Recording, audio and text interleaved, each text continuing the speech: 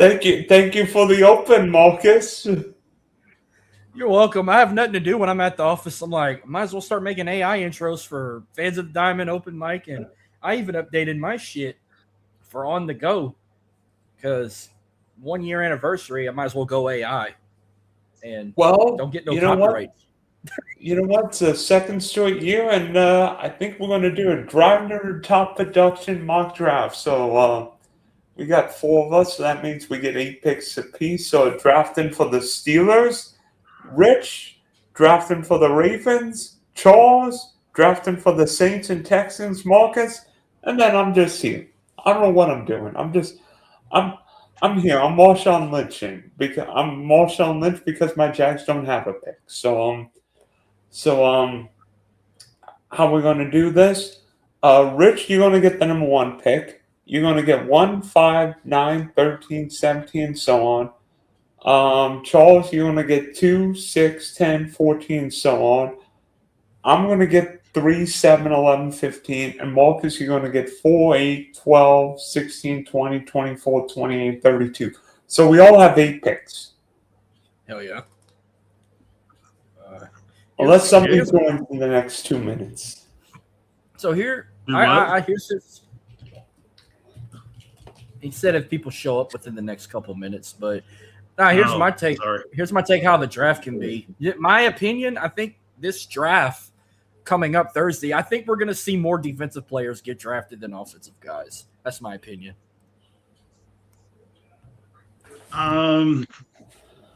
See, I think it's going to be pretty even in the first round anyway. I kind of see it. I kind of see it where we're going to have a lot of receivers, a lot of O linemen, a lot of D linemen, and a lot of defensive backs. Can we tally this? Because I'm gonna give you my tally. I'm keeping track of 17. I've said 17 defensive guys, so I'm thinking 8 defensive linemen, 7 defensive backs, 2 linebackers, with 7 offensive linemen, 6 wide receivers, 1 running back, and 1 QB. That's my opinion. That's my prediction. I think the league now, and I know you want to start the draft, Dylan, but the league now is always first round offensive players, however many are there. So I think a lot of the good defensive talent. So I understand why you said that, but I'm already seeing it like in the last little stages here, offensive guys, high as you can get them, Jeremiah Love, etc., high as you can get them, and then I think you'll see a run on defensive players. But the really good players early, especially are defensive guys, in my opinion.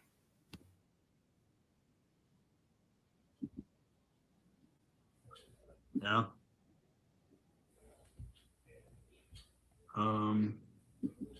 Dress. Oh, Halloween. How wild was your stuff? Ready when you are there, Dylan. Okay, with the number one pick in the Drive to the Top production first round mock draft, Rich with the Las Vegas Raiders. So, you start Brady taking. You see Concepcion wide receiver. I'm kidding. What's that? You look on the back of the pattern. Fernando Mendoza, quarterback, Indiana. Okay. I think the explanation solves itself. So. That would be a shock if it's not him. That would be the biggest shock I ever saw if it is anything else on Thursday night. That would be shocking. Yeah, that would be. No question. More shocking than Brock Lesnar on Sunday. More shocking than that. That was a shock. Not to go too much there, but I didn't see that one coming. I had him losing. I just didn't have him retiring. So, but anyways. Yeah, we'll talk about that later in the week. But anyways. Number 2 for the New York Jets. They're going to take – I think it's hard here. I think there's 2 guys really. I think it's going to be David Bailey, defensive end, Texas Tech, outside edge rush, Texas Tech. It could be Reese. I'm not sure they know how to use him. I think this is a much safer pick. Bailey is going to be the next great outside linebacker. Like if he was like the Steelers for sure, but now outside linebacker, he's available more on teams. So Bailey, I think, is the pick for the Jets. Oof. I wasn't expecting you to go with David Bailey, Rav. I thought you would have gone Orville Reese. I love Reese, that pick. I don't know. As good as he is, I don't know if every team knows how to. Again, if it was John Harbaugh, yes, it will work. Robert Saleh, yes. Aaron Glenn, a lot of other coaches, I'm not so sure. As good as he is, I think Bailey is the safer pick. Right. Well, I'm a tech guy, but I agree with you. yeah. At 3, the Arizona Cardinals take Orville Reese, pass rusher from Ohio State. And hopefully sack Matthew Stafford, Sam Darnold, and Brock Purdy a few more times this year. Damn, I'm thinking they were going O-line, but okay. Jets need productions now, not in 2 years. So what they're going to have? So what the Jets are going to have a new coach in a few years? Reese might be too good to pass up if he's there. I could see that as well. No, So and this is where the first 3 I think are pretty obvious, depending on what order you put them in. Now's where it starts getting kind of throwing balls in the air. So Marcus, Tennessee Titans at 4. Are you taking a particular running back from Notre Dame, or where are you going?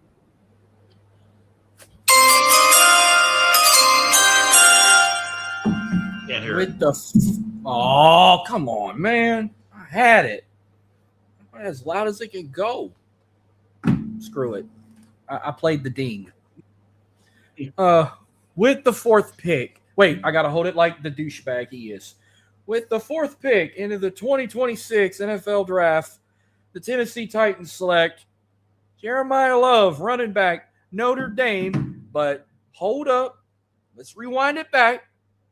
If the Saints trade up and they get the 4th pick and they drop 8th, am I still on here or my time is up? We're going off the They order might- it's going right now. We can't Okay, say trades because they aren't done yet. So we got to Well, go in good. the order that we have right now. Well, good. I'll explain that when I get to pick number 8, and we know who number 8 is. I know who it should be, but that's a different topic for a little later on. All right. Yeah, but they get their running back, and Cam Ward can have somebody to hand it off to in the backfield. Okay, Rich, are you all on the clock with the New York Football Giants? Yep. And with the 5th pick, the New York Football Giants select Spencer Fano, offensive lineman from Utah. Ooh. Interesting. Ooh, I like that pick. The best all-around offensive lineman in this draft. Sorry, Rav, I know you got another guy, your eyes on another guy. But this is the best all-around. He can play all 3 positions, and he can play both sides. And this is something that the Giants have to have because they've got to be able to protect Dart, protect Scatterbo, and give Dart time to be able to throw the ball to these receivers. Plus, Andrew Thomas hasn't exactly been healthy the last few years. Too. So And Jackson that's why they got to go. That's why they got to go line. And Jackson Dart spent more time in the medical tent, in the blue medical tent, than Sydney Sweeney in a wet bathing suit on Baywatch. Yeah, I wish I had number 10 because I know exactly where I'd go with that one too. But Giants are going to be very interesting. I think there's room to move for them. There's a little slippage for the Eagles. I'm not impressed with the Cowboys or the Commanders, so I think they have a decent shot if they can do it right, if they can play it right. Okay, Raph with the Cleveland Browns, a team you probably despise. So who are you going to give Cleveland right now? Number 6 pick in the draft for the Cleveland Browns. I think you got to, if you're them, Malioga's still on the board, right? Yes. Yeah, I think you got to do that if you're Cleveland. The offensive line, they got to go ahead and rebuild that. I think Carnell Tate, if he's not here, but I think Malioga, I think is the best offensive tackle in the draft. I think he's phenomenal. I think the thing they don't like about him is he's not body beautiful. He's a bit of an old school-ish looking lineman, but he's a left tackle for 10 years for sure for somebody, and the Browns definitely would take it. I think he's day one plug and play. Outstanding pass rush, outstanding pass blocker as well. Good in the run game as well. Okay, interesting. Good You're going tackle and not wide receiver. I don't love the wide receivers. I don't. I think Tate is going to go high. I don't think this is about right. Malioga, I think, is a top 5 player. You got to take him if he's here. Marcus, you're going to love me because at 7, I do not have the Washington Commanders taking a wide receiver. I have the Washington Commanders. Thank you. With the 7th pick in the 2026 Driving to the Top Productions mock draft, the Washington Commanders run to the podium and take linebacker Sonny Styles, Ohio State.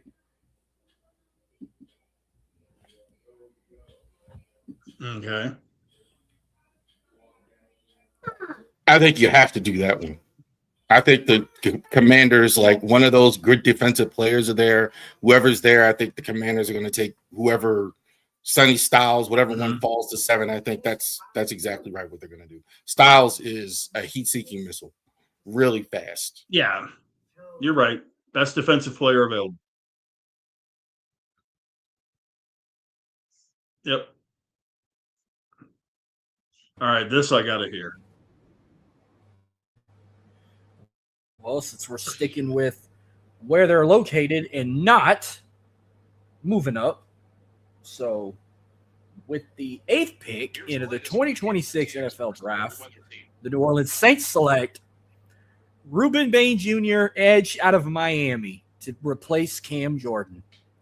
If they were to go up, I would have put Carnell Tate with the Saints, but if they stay 8th, they get an edge. And we need a big guy. He might be the best edge for them to pick up outside of anybody like an Arvell Reese. Like Arvell Reese will probably be gone by then. The other guy y'all mentioned might be gone, or even David Bailey could be gone. So, like, I figured Reuben Bain might be the best fit. No, that's a quality fit. I think Bain is the best player in the entire draft. I really like him. Love him. This guy is motor at all time. Like basketball terminology. Rick Pitino always said how much he likes Scottie Pippen because he's on a basketball court and he never gets tired. That's what I see when I see Bain.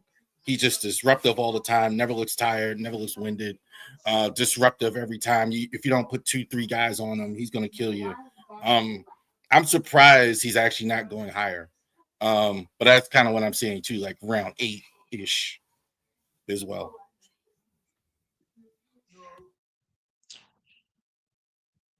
Yep. Rich. So, with the number 9 pick, the Kansas City Chiefs, who must protect the guy wearing 15, select Caden Proctor, offensive lineman, University of Alabama.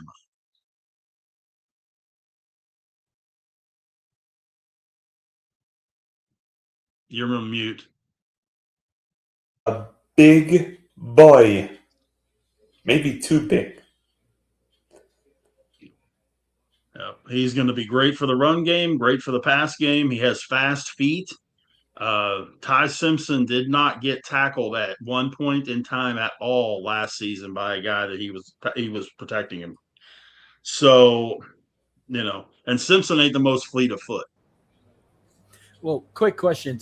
Can I just say where I had him going since he's already off the board just for shits and giggles? I don't care. I had him going to your Steelers. Caden Proctor? Yeah. Don't y'all need a tackle? We have other needs in the first round. I would have never seen him making it that long. I would have never seen him making it to 21. Excuse me. Well, I'll give a prime example because you might be surprised where people will end up. Like, look at the whole, like 5 years ago. Let's talk about the draft 5 years ago real quick. Everyone was thinking, oh, Travis Etienne, I'm sorry, was going to be the very first running back to get drafted, and I actually had him going to your Steelers, but instead y'all got Najee Harris, and then Jacksonville picked up Travis. Yeah. Yep. Proctor is kind of tough to tell where he's going to go. I don't know what people actually think of him. Like, I don't know. He could be much higher. This could be right. He could be much higher than what we think. I think probably late first round, but I'm hearing it more and more that like people are looking at him. So it wouldn't shock me if this was where he went. I mean, I have Proctor going 23 to the Eagles right now. He just seems like he's that big body that you can put in at guard right next to Humphrey and provide protection up the middle and allow Pacheco and those other guys to be able to run the ball a little better. Rav, you are on the clock with New York's second first-round pick. Well, it's not the Ravens, but it's John Harbaugh. So, of course, I know who this is. This is Caleb Downs, safety, Ohio State. Downs, I think, this is Kyle Hamilton 2.0. This is what you want. This is John Harbaugh's got to be seeing that, looking at that. John Harbaugh now is taking the heat now. Eric DeCosta, he can't hide behind Eric DeCosta anymore. The word is out that he's making the pick. I think he's the best of the defensive backs in the draft. And I think that's why they made the trade. They want the defensive players as well with the Lawrence trade. They want two really these good defensive players. So I think it's Downs here at 10. This is awesome. To add to my collection. Okay. Does that mean I am on the clock with the Miami Dolphins at 11? So let's see. Who have I drafted? I've drafted players from what university at 3 and 7? That would be Ohio State. I'm going to continue that by taking the first wide receiver in this draft. I'm taking Cornell Tate, wide receiver from that school in Columbus. I think Cornell Tate is a really good receiver. I'm not sure Cornell Tate's a 1 or even a 2, but he might be a 1 with Miami's pitiful wide receiver group now. By the way, that's 4 Ohio State guys in the first 11 picks. I'm glad I didn't have Miami because I have no idea. You're right. They're so bad, like just anything. Seriously, I have no clue. I was almost considering Longstaff, though. You know. Marcus, you wait. I've got a I'm question. glad I don't have this one. Do what? I was just wondering, do you want to take the Cowgirl pick? Or do you want Marcus to have both of them? Oh Lord! You can go ahead and make Great. it. I mean, I know who I would take, but you can Great, go and take it. great. Another one to impress Rich. Oh man. Well, shockingly, I'm astounded. I'm picking this pick because, to be honest with you, I'm not trying to give nothing away, but I'm not going to be biased here. That's all I'm going to say. You going to take Monsoon Delane? What number is this? 1, 2, 3, 12. 4, 5, 6. 12. With the 12th pick in the 2026 NFL Draft, the Dallas Cowboys select Mansour Delane, cornerback, LSU. No, I mean, I've seen a ton of mock drafts that have him either going to Miami at 11 or Dallas at 12. So I'm not I'm not overly surprised about that. Well, I wouldn't be surprised. Let's put it that way. Or it could be I had Kansas City, even higher than that. I had- They need a corner I- bad. I had an SEC Yeah. player going either way. Like, if not him, maybe like a Jermod McCoy from Tennessee or something. Or hell, even I don't know. Like, I had like them two in mind. Colton Hood, too, I think is the Cowboys looking I at. think Colton Hurt's more of a late 1, early 2. But Rich, lucky number 13, the Los Angeles Rams. Yeah, and I think this one's another one that Stevie Wonder could see where they're going. Yep. Position-wise, it's just a matter of who they're taking. So with the 13th pick, the Los Angeles Rams select Mekhi Lemon, wide receiver out of USC. That's who I have in my mock draft. I had Bono. I was debating between him and Tyson, but Is it that bad with Nakua for them?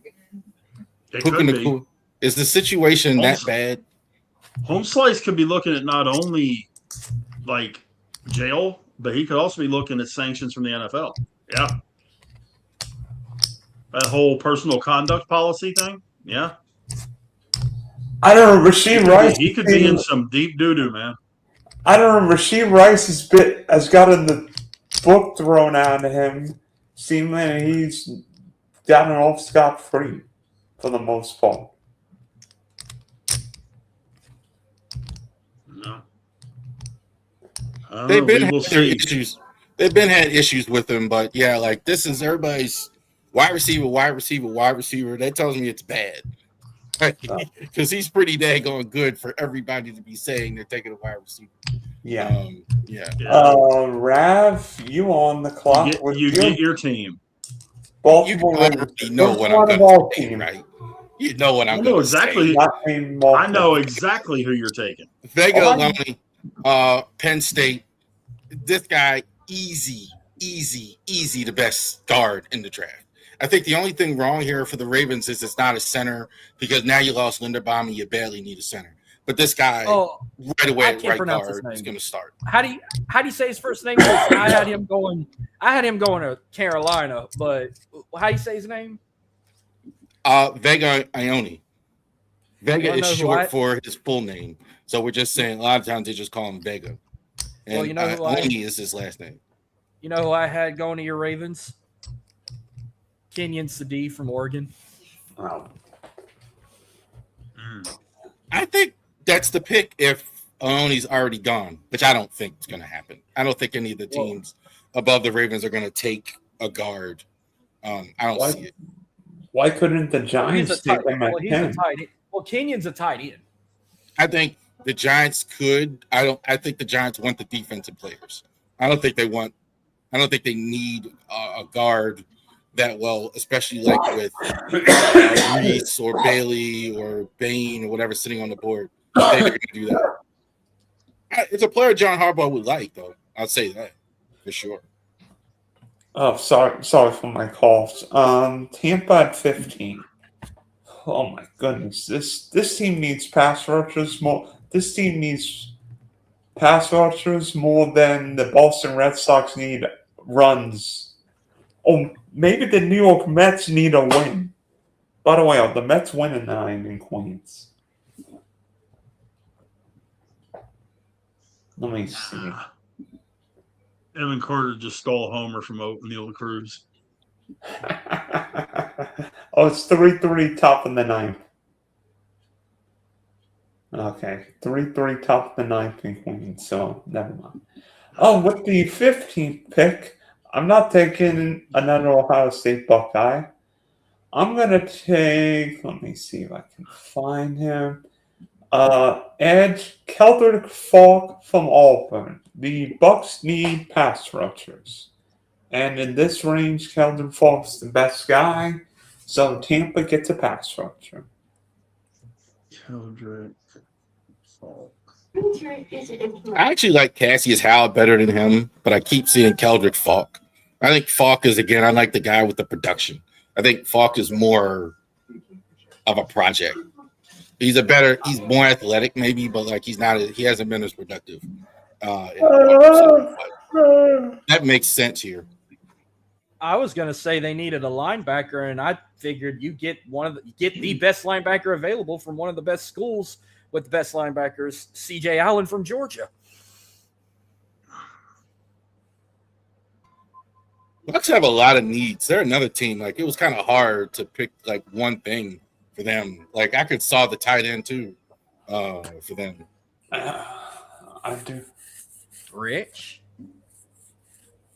No, it's you. You're on the. It's you. Yeah. I know I'm on the You got clock, the but I G. wanted to hear his take on what Tampa Bay really needs more. I know I'm on the clock. Tampa's got a bunch of holes. O-line, D-line. I like that pick. I just don't. They need to go O-line or D-line with their first pick, and then go DBs after that.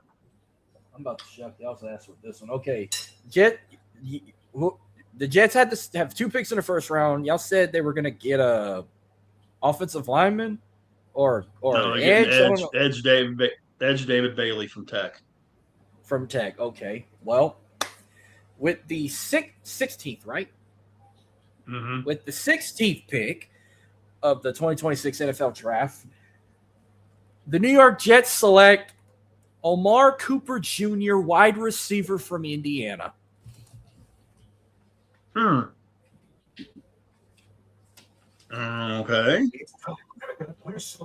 I cannot wait to see how these Indiana guys do in the NFL.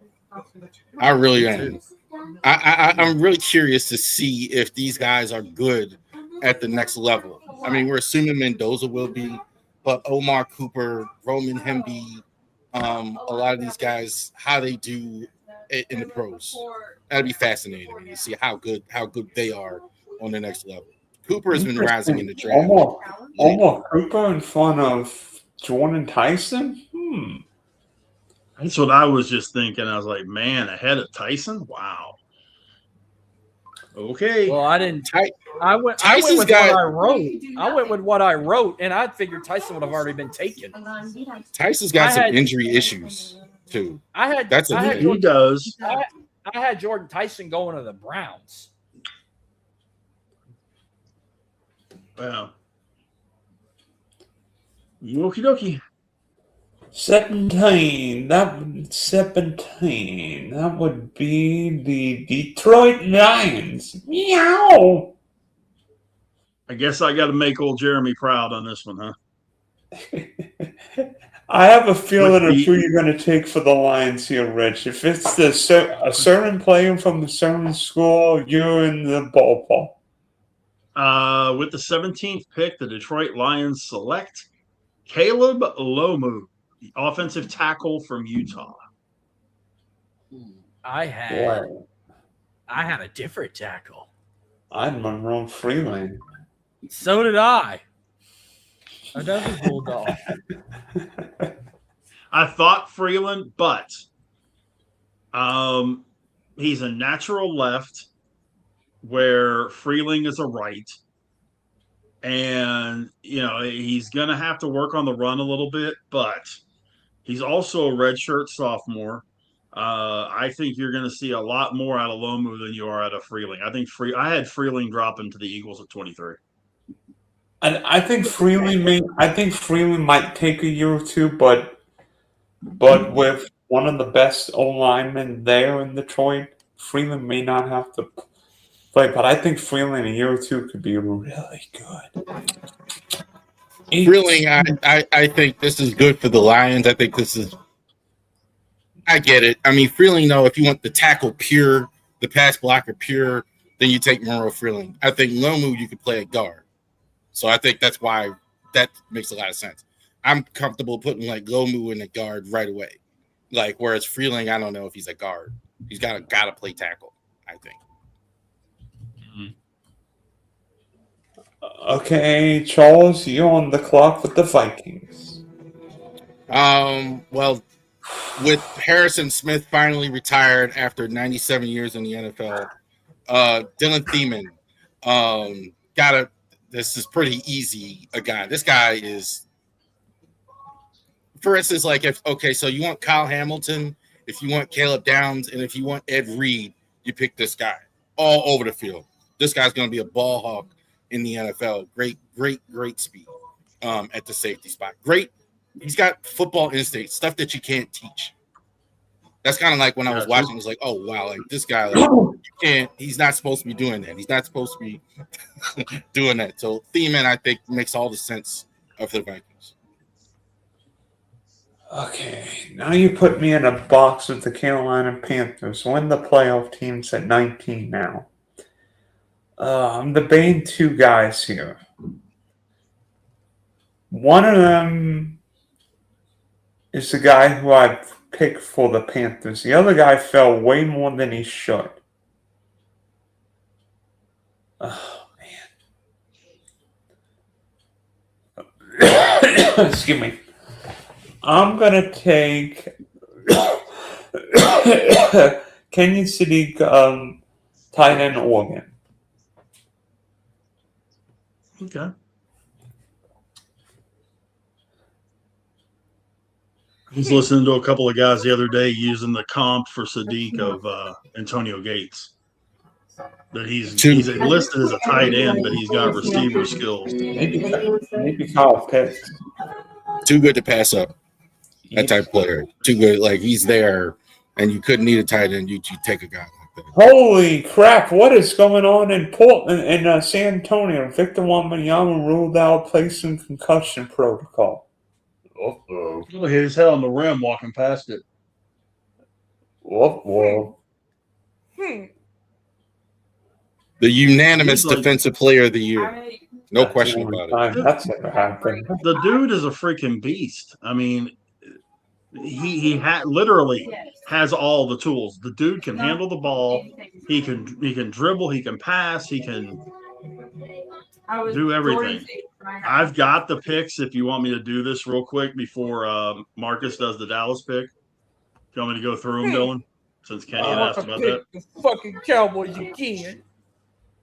We got Mendoza going to the Raiders, David Bailey to the Jets, Arvell Reese to the Cardinals at 3, Jeremiah Love to the Titans at 4, Spencer Fano to the Giants at 5, Francis Mailuga to the Browns at 6, at 7, Sonny Styles to Washington, at 8, Reuben Bain Jr. to New Orleans, at 9, Caden Proctor to the Chiefs, at 10, Caleb Downs to the Giants, 11, Carnell Tate to Miami, 12, Mansour Delane to Dallas, 13, Makai Lemon to the Rams, 14, Vega Ione to the Ravens, 15, Kendrick Falk to Tampa Bay, 16, Omar Cooper to the Jets, 17, Caleb Lau to the Lions, 18, Dylan Thiemann to Minnesota, 19, Kenyon Sadiq to Carolina. 20 is on Marcus. Want to pick Dallas, you keep it. With the 20th pick, I hear there's a of the kicker out there somewhere. 2026 NFL draft, the Dallas Cowboys select Emmanuel McNeil Warren, safety out of Toledo. Oh. That's actually not a bad pick. Isn't Caleb Downs taken already? Yes. He is. Yes. That's what I'm thinking. Yes, Cooper. That's why I put him. That's why I put him in Dallas. I thought he was going to go to the Giants. I had him going to the Giants, so I'll put Emmanuel to the Cowboys. Yeah, I think the Cowboys could easily take 2 DBs in this draft for sure. That wouldn't shock me at all. They the Cowboys need a pass rusher. They need a lot of defense, period. I don't know if there's one here. Period.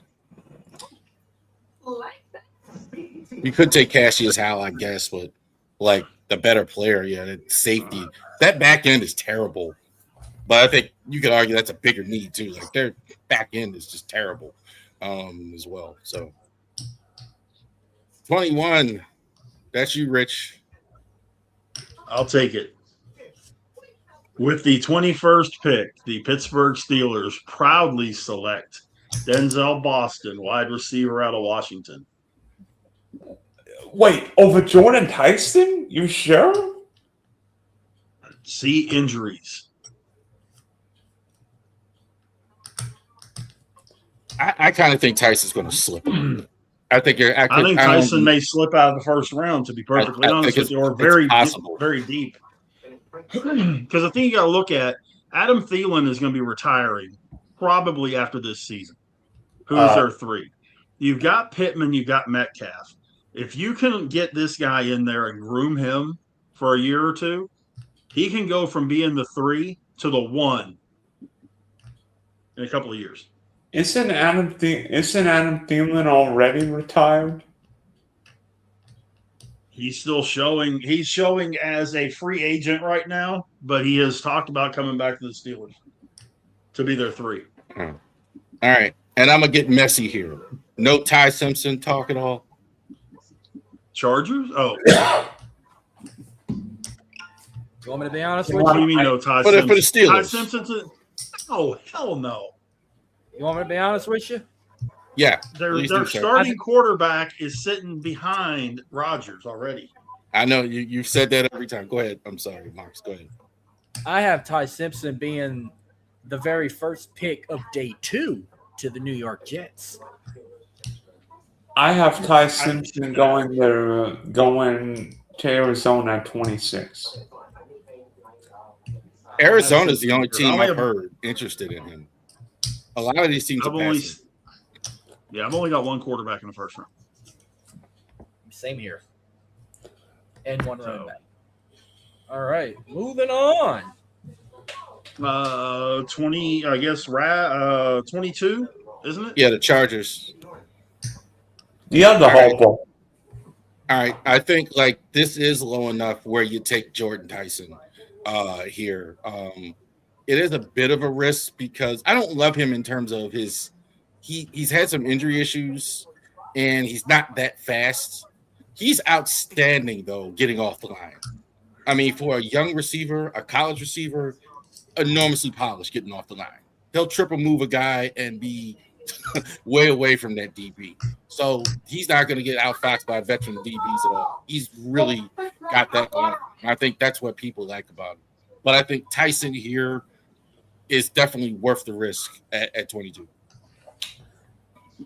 Okay, at 23, the Philadelphia Eagles take for the 15th straight year an Alabama or Georgia player, but this one, Monroe Freely, tackle from Georgia. I can't believe he's on the board at 23.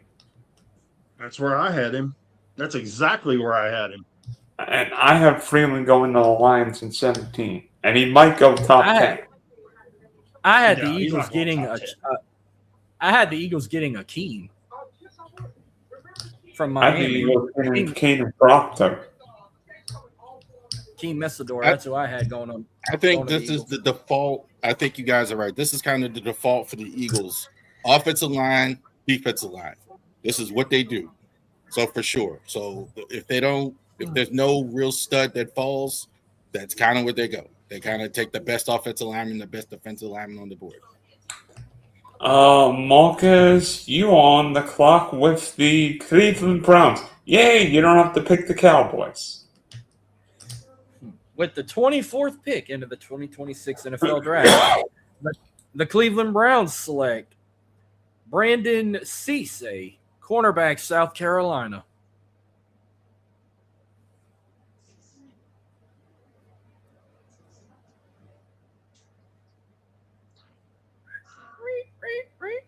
I'm doing crickets. I'm writing. That's why I'm not saying anything. It's spelled Cisse. I guess it's Cisse or Sissy. I think it's Cisse. Sounds like a football player in the Premiership. Okay, 25. Unfortunately, Ken's not here. But who you have? Man. the Bayous taking. Yeah, I mean, I had to do Jeremy's, and now I got to do Ken's. These guys are going to be. I better get it right. You know,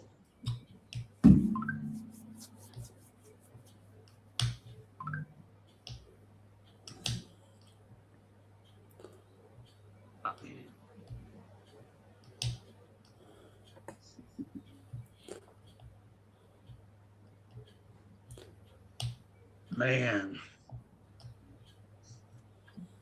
I'm going to do it. I think this makes sense. With the 25th pick, the Chicago Bears select Akeem Messidor, edge rusher from Miami.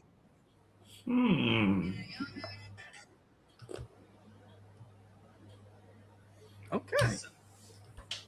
Messidor is really, really good. The only reason he's dropping is because he's old as hell. Like he's like going to be 26 as a rookie. So I think teams are looking at that, and that's a problem. I know like Eric DaCosta is a guy that kind of doesn't like that, like just for one. But I think he's fantastic as a defensive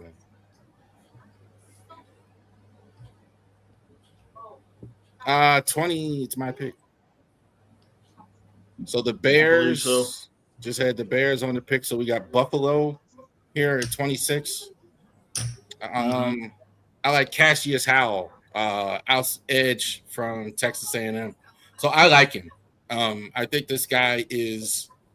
I don't know if you're going to get the right away great production from him, but he was very productive at Texas A&M. This guy is. I think the Bills scheme, I think, kind of fits what he does. He's like more of the stand-up edge rusher type guy, and he can play in a rotation. The Bills is going to play in a rotation, so he's going to have to play every down. I definitely think this is a guy who can get you 10, 11 sacks consistently. I don't know if you're going to get it right away because he's got to work on his run game, I think, a little bit because he kind of – but other than that, I think he's really good. Bills definitely need defense. Definitely need defense. Well, guys, I'm gonna break a rule. I'm gonna break a rule that says we can't have trades in the mock draft. I'm gonna force a trade come hell or high water with this next pick.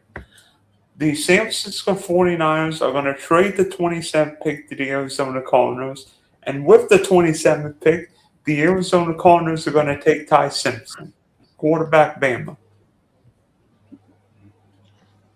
Yeah, but we got to keep it in order. Can I run my pick real quick so I can? Okay. I'm kidding. Do I have to make this pick for the 49ers? Rats. Yes, sir. Yes. I'm going to take Gerard McCoy, corner from Tennessee, because he's falling way too much. Darn it! Defensive lineman or edge? Corner Tennessee. Or corner, I'm sorry. All right. Houston, we have a problem. The Texans are on the clock. So who are you going to get to help CJ Stroud? I'm going to make it short and sweet before I go use the restroom. With the 28th pick in the 2026 NFL Draft, the Houston Texans select Blake Miller, offensive tackle, Clemson. Okay. Not who I thought they were going to take, but okay. Give me the Well, name again. I figured Blake Miller Okay. because Caden Proctor would be off the board. Monroe Filling, I thought, would have been off the board. Hell, I figured Caleb Lamu would have been off the board. I figured you were going Chase Spencer Funnell. Visonitis out of A&M. No. All right. Be right back. What's happening? Blake Miller too also is another guy lately. He's getting a lot of talk, going up these boards. So he kind of like moved up from like good Senior Bowl, like third round, all the way up here. Now he's in a late one. So yeah, I could definitely see a Blake Miller going here for the Texans. Texans offensive line is terrible. Whoever it is, they need line. The line has been bad forever. They need to draft O-line and nothing but O-line in this draft. Nothing but. All 7 picks. What's up, Adam? We're What's at the happening? 27th pick or 28th pick. I'm just gonna sit here for a minute because I don't know who's been picked and not, and I don't want to be that guy that's like picks the I hate me man. So I'm just gonna sit here. He for a hate minute. me. We already said his name. Like a fantasy. Who's it on, Dylan? XFL. You sunshine. Now I just got to figure out which one of the two I'm taking. You are Chiefs at 29. Yeah, I know. I just got to figure out which one of the two I'm taking. With the 29th pick, the Kansas City Chiefs select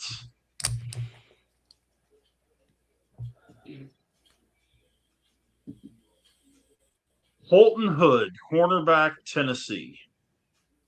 Let me see. The other Tennessee corner.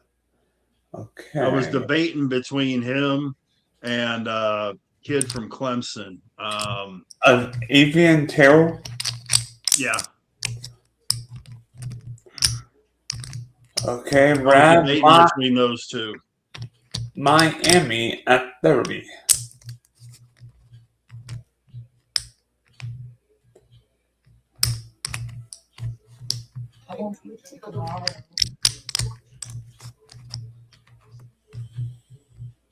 It's my turn. Yes. Ravs in deep thought, yeah. Oh, okay. The So Miami Dolphins. Miami Dolphins, like, just stink. Period. I think they're the number one pick next year. That's how bad Miami is. KC Concepcion, wide receiver for the Dolphins. Texas A&M. Kind of reminds me of like Zay Flowers when I see him. I think he's that type of deep speed. I definitely think he's a little bit more than that, though. He's not just a gadget guy. I think he's definitely could play real receiver. I don't know if this would have worked back in the day, a guy this size, but nowadays where guys can run over the middle and everything like that, he could be as good as Tyreek Hill. I don't know about that, but he's definitely got that type of speed. Whoa. Definitely could be possible. It's possible. Guy's got tremendous speed. He's the fastest of all these receivers we just talked about. Certainly, you see like the opposite of a Jordan Tyson. He's just got to get a little bit more refined in the route running. Okay, 31. New England Patriots. I think the Patriots would love a lineman here. And even though this guy and this team really disappointed and pooped the bed this year, I think Peter Woods is a risk worth taking for New England at 31.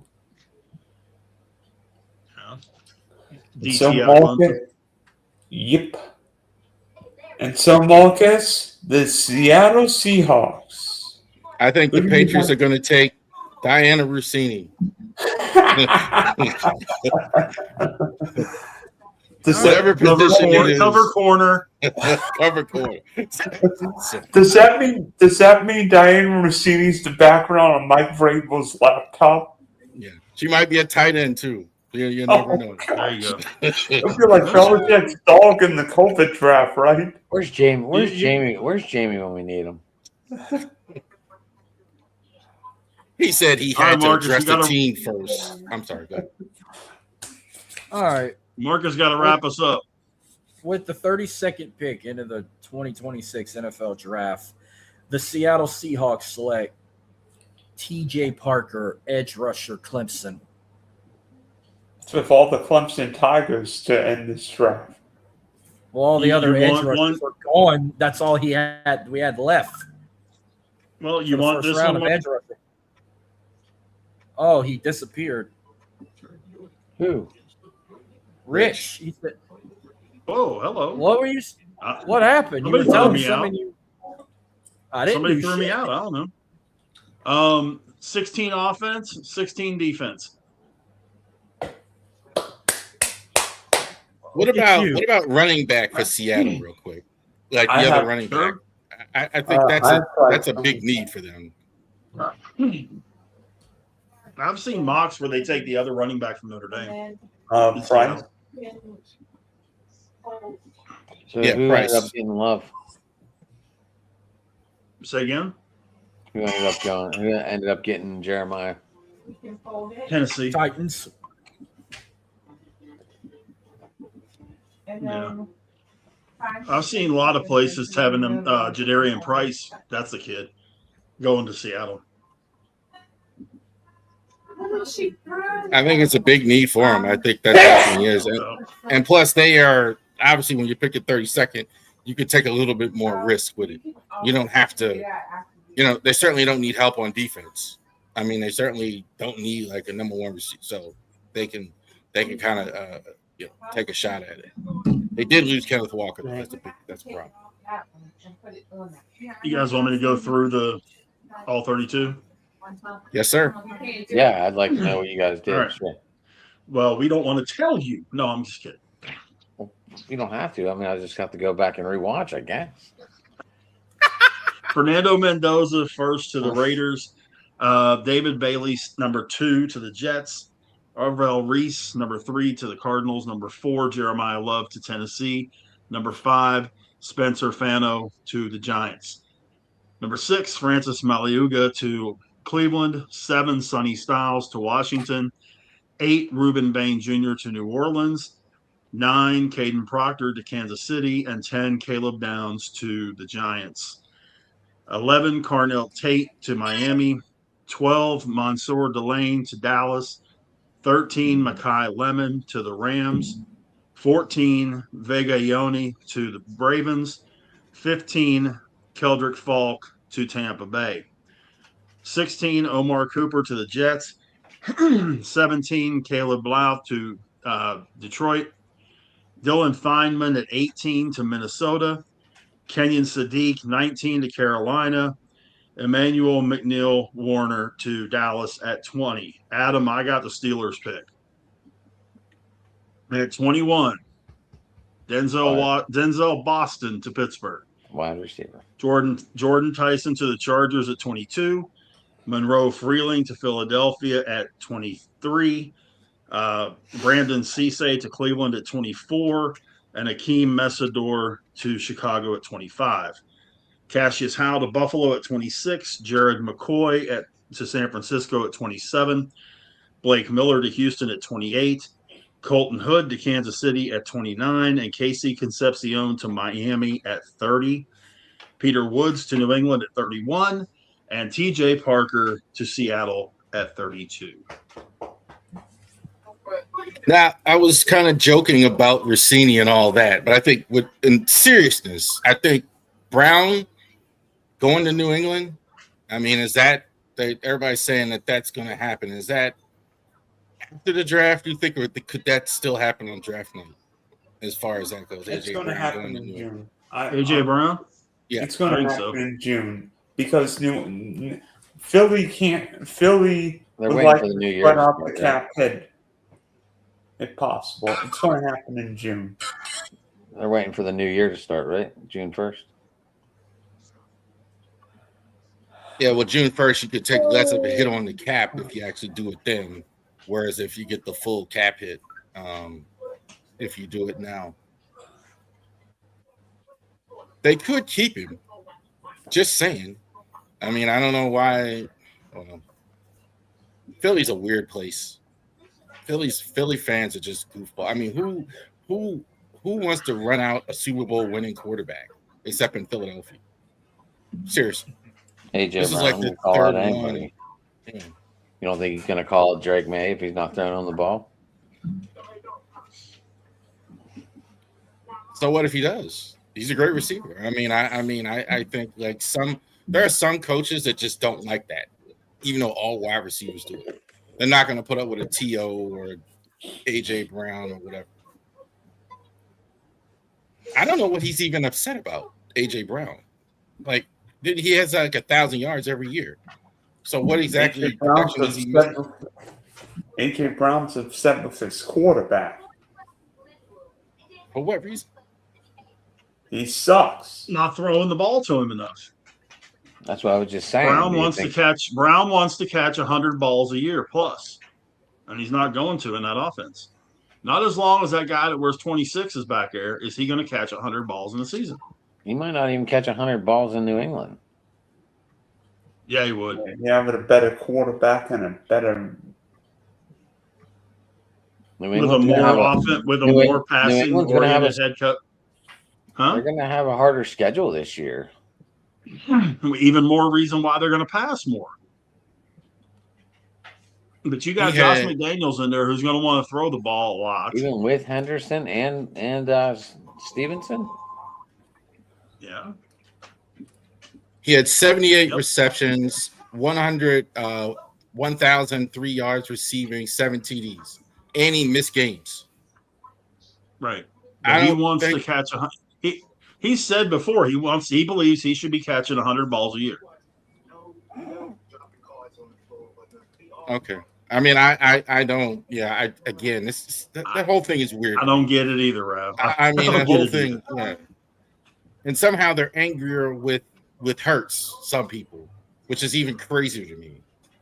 I don't understand why they need to do anything. But that's just me.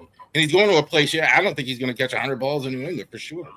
When has Vrabel ever had I'm with you. a guy Rob. like that in New England or Tennessee? I'm with you. But Josh McDaniels has. I don't think so. What, New England? Wes Welker, Randy Moss, Julian Edelman, all 100 receiver catch, 100 catch receivers. Okay, let's look at the all three of quarterback. them. Okay, let's look at the quarterback too. Yeah, like Any quarterback can throw 8-yard passes. I don't care. It doesn't make you the GOAT. Anybody can throw 8-yard passes, which is what That's kinda my Welker and point. Edelman made careers out of. Welker was a slot guy. Edelman was a slot guy. That's why they got so many balls. Like, and they threw all the time. They didn't have a run game. Like in New England, it's even last year you saw it was distributed. Even as good as Drake May was, there wasn't one guy eating all the time. What do you got, Dylan? I have a couple questions for you guys, not trivia. One, Well, before you do that, let me do one quick thing. Just because Marcus brought it up before the draft, I got a breakdown here. 7 edge rushers, 7 offensive linemen, 7 defensive backs, 6 wide receivers, 1 defensive tackle, 1 quarterback, 1 running back, 1 tight end boo. in our first round. So there you go. Go ahead, Dylan. A couple questions for you guys. One, how early is too early for Jeremiah Love? Because analytically, Jeremiah Love might sign the richest contract for a running back in NFL history if he's top 3 or 4 pick on Thursday night.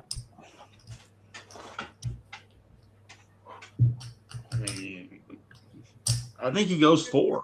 If he doesn't go 4, I think he goes 5. I think your question is if you don't believe you should take a running back that high. If you think 4 is just too high for ever take a running back. I'm just not a believer in that. I think running backs, like if you get a great player, you take them. Love is a fantastic running back. That's what I don't know. So I'm not sold on Mendoza. I'm not. One great year. Yeah. Who's to say he's not going to be a franchise? I don't know. I'd rather. I still think they might take Love in that first pick. No, I don't think you have a choice if you're the Raiders. I don't know what else you do. I mean, even if you don't think that, like, it'd have been one thing, like if Dante Moore came out, but like now you're kind of left with Mendoza. I don't think you cannot take a quarterback if you're the Raiders.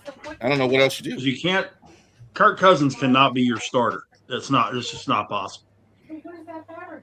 Not without Fernando. Not Fernando Mendoza behind him. No, can't do it. The fan base will lose their I minds. just feel Jeremiah Love's a way better pick. He very well may be. I'm not saying that Mendoza is the second coming of Steve Young or Montana or whatever. I'm not saying that by any stretch. But okay, I see it. I'm from the entertainment value. I'd love to see that because I can only imagine the reaction in the Raiders draft party and from the people if they actually pass on Mendoza. That would be fantastic to see. They're throwing crap at the screen. I would want to Um, see the Mendoza party. I want to see what happens at the Mendoza party if he doesn't get taken by the Raiders. 2. Wow. We are not on Facebook tonight. Are we aware of that, folks?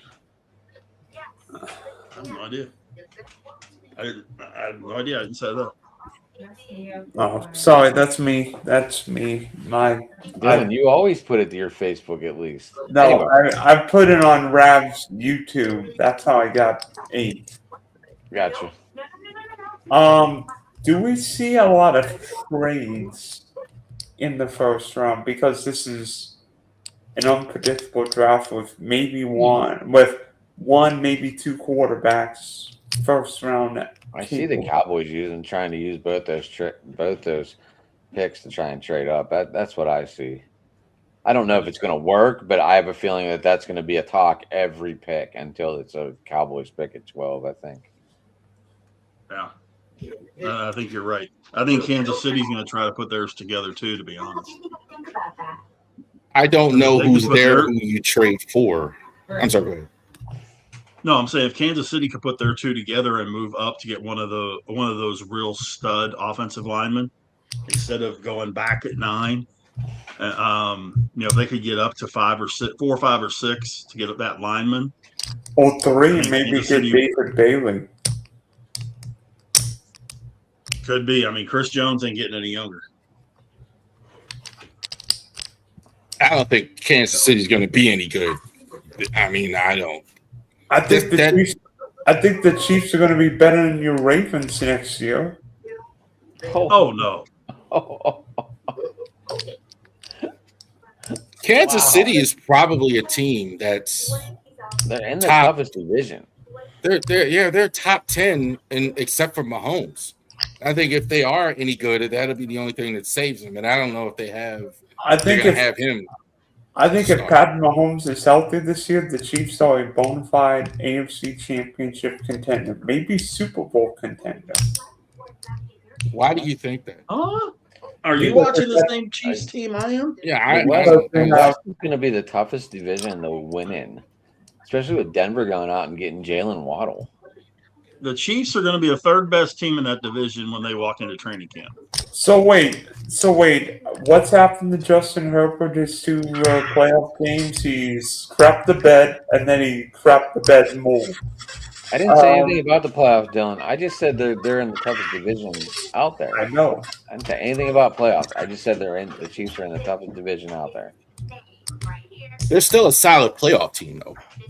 Even if but I don't know what the poly market is or whatever prize picks, but they're going to the playoffs. I mean, you think they'd be in the playoffs. And then 3. Are you sure? The Chargers, yeah. Oh, I thought you said the Chiefs. I was going to say. No, the Chiefs are not. Outside of Mahomes, there's nothing. They got rid of their best defensive player. Chris Jones is getting older. Right. They need a whole secondary line. What's up, Paul? Offensive line struggled last year. They need a running game. I didn't even get to that. I mean, there's a lot of holes. Even when they were winning, they won a lot of close games. They had a lot of good luck, etc. I don't see any way that they are back. I mean, Kelsey's not the same player, that's for sure. So I don't see any way that they're better than. Are there and not just the Ravens? I mean, it's like a lot of teams in the AFC. Obviously, Noah Gray stepped up, but I mean, are there any tight ends worth talking about in this draft? I mean, the Chiefs could take Kenyon Sadiq at 9. Maybe. I mean, Kenyon Sadiq's the only one that's worthy of a first round even thought. Could the Chiefs take him? Maybe. I think they need more. They need more line help though than bringing in a follower of Kelsey. Like Adam said, Noah Gray's not bad. He could take over that spot. But what was your third thing, Dylan? My third question: will Ty Simpson be a first-round quarterback? No. Did anyone take him? No. I think if he is, it'll be a team like the Jets or the Cardinals trading up late to get him, taking the spot from the Dolphins or something like that. Why would the Jets trade up? I mean, they're not going to. I don't Well, trade up They've in got the the second first pick round. yeah, they got the first pick in the second round. Yeah, why would Yeah, they? I can see that. If they're I going can to see take that. Ty Simpson, that would be their spot, and that way it's a second round pick. And what do the Jets have? What, 3 first round picks? 2 first round picks. Yeah. 2 Two. first round picks. So their Yeah. third pick would be a quarterback, which I don't really know. I mean, the Jets are the Jets. I see Simpson and Tristan Chambliss both as second, mid-second round guys. I mean, if somebody wants to take a flyer on one of the two of them in the second, early in the second round, that's fine. I don't see either one of them as a franchise QB. I'm not sure there is a franchise QB in this draft. I kind of agree with Adam. I'm not overly possessed with Mendoza. It's just that he's the flavor of the year. I still think the Raiders should take Jeremiah Love. I do. They have Gente and Love in the backfield. Oh my God, that would be the Detroit Lions tandem all over again. Yeah, what happens when you stop the running game? You wearing a different hat? Okay, well, all you need is a manager at that point to run the offense. And what does Kirk Cousins do? He manages it. They gave him a lot of money for a backup spot. Well, from everything That's the that one I've been thing. hearing, from what I hear, they're planning on him being their opening day starter No, and having no, Mendoza work himself into the starting spot. no. Mendoza. Did Cuvis get picked? Who? Did who? Tight end, Josh Cuvis. No, there was only one tight end. It was Sadiq. So he'll probably be a day 2 guy. Probably. I know Megatron is See- doing the Detroit. Does anyone else know of who else is coming in to do draft picks? Well, the one I haven't did see seen for the you list. guys is you're going to have Joey Porter Jr. and Sr. making a pick. In the first round? I don't know about the first round, but it'll be there. I think it'll be the first or second round. Cool. There's a kid. You're talking tight ends. There's a kid that he'll get drafted probably 3rd or 4th round. His name's Michael Trigg out of Baylor. Paul's That agreeing with is- me? What? That is an What? awesome tight end. And he'll be very, very good wherever he goes. Like if you like Isaiah Likely, then you like Michael Trigg. He's got to work on the blocking. I mean, I think more he is an H-back receiver out of the backfield more than a true tight end. But he's got good speed. He's good inside as well. But I don't think somebody might take him in the 3rd round. I wouldn't completely knock me over, but I think he's probably like 4th, 5th, like Michael Trigg. Yeah, I had him, graded out middle rounds, 3, 4, 5, somewhere in there. I could see a team liking him, though, and really wanting to right fit, possibly taking him a little bit higher than that. There aren't a lot of good tight ends in the draft. There aren't a lot. From what I hear, there are a couple teams that have an absolute just death wish and want to draft Sawyer Robertson out of Baylor. I don't know why. I mean, the kid can throw it out of the building, no question about it. He can, but his decision making is not the best. I mean, it's That tells you not how as bad. the It's not as quarterbacks bad are. as Shador, but it's pretty damn close. That tells you how bad the quarterbacks are in the draft. Like, Oh, next year's draft is going to be loaded with quarterbacks. This year's draft doesn't have any. Next year is going to have half a dozen of them that are going to be really good. Well, you Rich, never it looks know. I like- mean, we kind of said that this year too. Like, it's going to be this. So I'm not as big on that. I think next year, though, yeah, you probably finally get Arch Manning, and you get Dante You get Moore. Manning, Moore, the kid out of Georgia, Stockton. No, You're gonna Gunnar have Stockton's a full 5th round Nuss. pick. You're going to Next have year. Nussmeier. Next Nussmeier year, will come Dylan. out from LSU next No, year. Nussmeier will probably be a 3rd rounder this year. It's the 3rd round this year. He's done in Yeah, college. Nussmeier, I Um, think, is the 3rd quarterback in the draft this year. Drew Allar will come out next year. No, Drew Allen's coming out this year Yeah, in too. this one. I thought he was sticking around and coming out next year. No.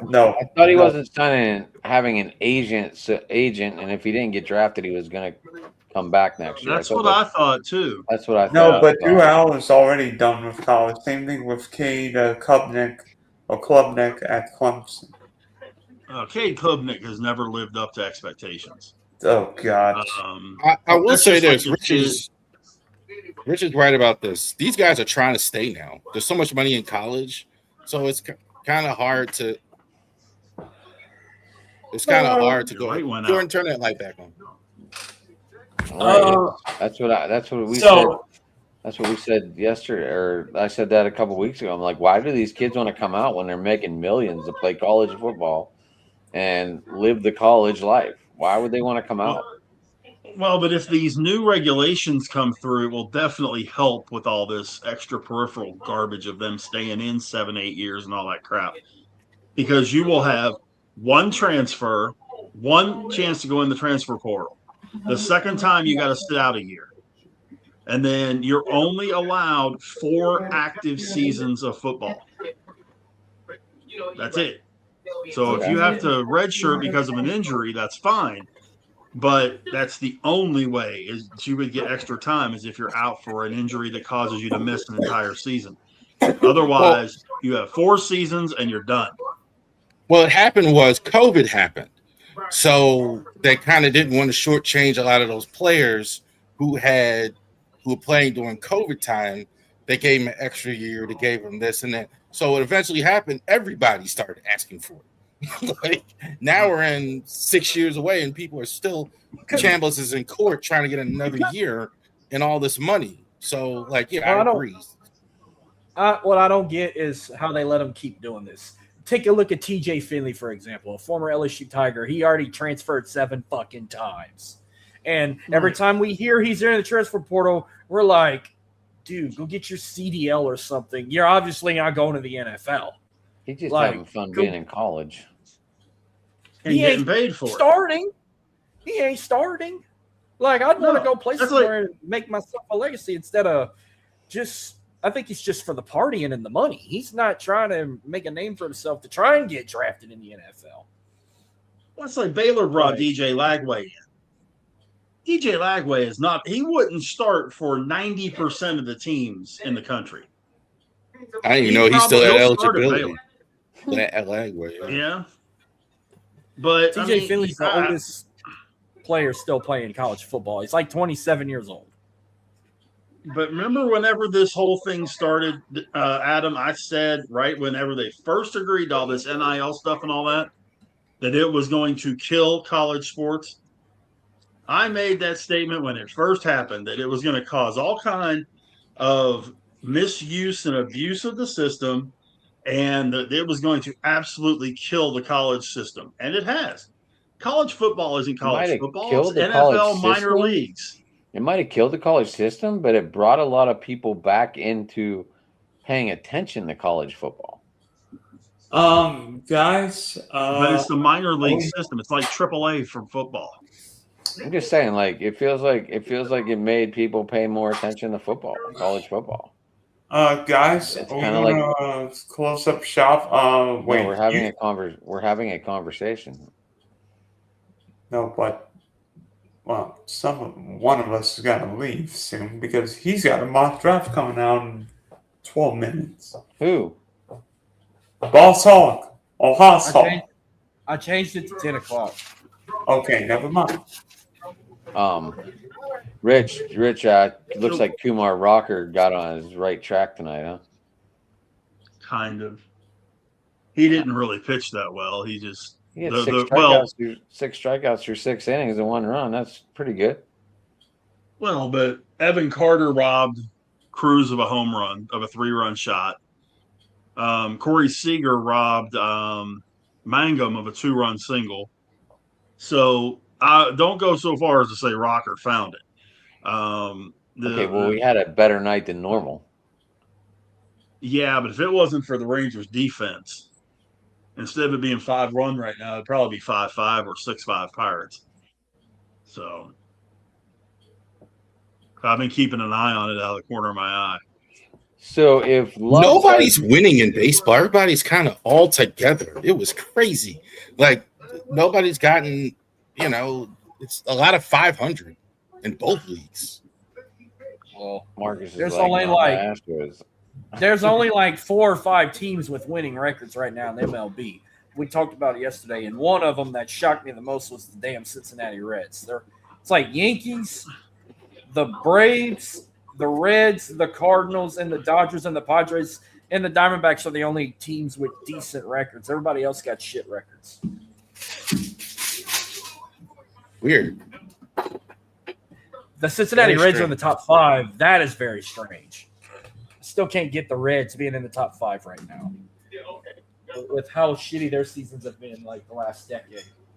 I'm still not buying the Reds yet. I think the Me either. Rays are off to a decent start, but the Rays are the Rays. The Rays, they've been doing that forever, pulling rabbit out of a hat, making stuff happen with nobody there. That doesn't shock me as much as the Reds. Well, the You're biggest not buying thing the is Red- you got Wait, you're not buying the Reds yet? No, they don't have. I mean, I love De La Cruz like everybody else, but their offense isn't any good, like historically. They don't have any really great pitching either. So they're off to a good start, but I need to see a little bit more before I say anything about the Reds yet.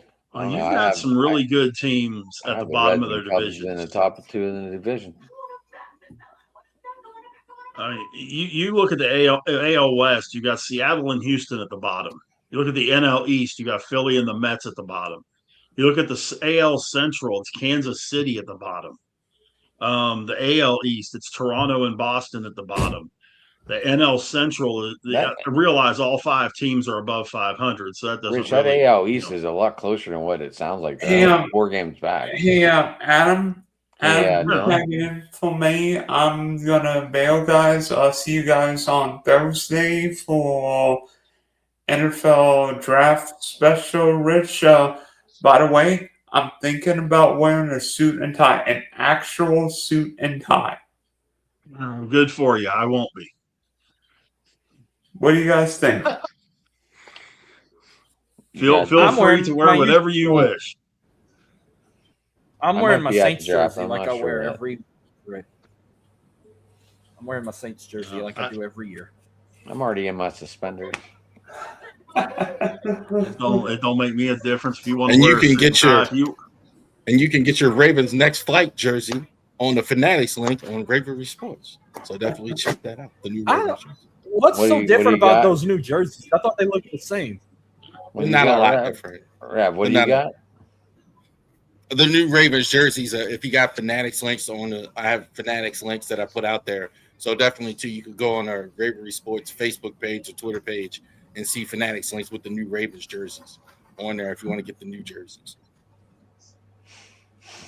I just got off work, Paul, so that's why I just kind of came on. I wanted to make an appearance. Yeah. We did go Adam's gonna faster be than in last year, though. PJs. What's different about them this year? What's different about them? Do I need to look this up? The Ravens jerseys, are they decent? I don't think they look a lot different. I think the gold one that they wear, I think the one thing that I had is there's no more home and away jersey that they have. It's all kind of intertwined. That's kind of the vibe I got. They're going to have different helmets on. They're going to have game. So there's no more of that. They're going to rotate 4 different types of jerseys as well. So I think you're going to see a lot more teams do that. So what, they use that black, white, and purple? Yeah, they're going to have black, white, purple. They got black helmets now. Like I like the grayish. black helmet. They always. Didn't they always have normal black helmets? Yeah, they're going to Yeah, have they all always- those now. Yeah, Black deep helmets purple with the helmet. purple crow outline, Yeah. the raven outline. I'm going to look at them real quick. Weren't they dark purple? I thought they were black. No, I saw they were purple, but I thought there must be a different shade. Hold on, I'm going to look.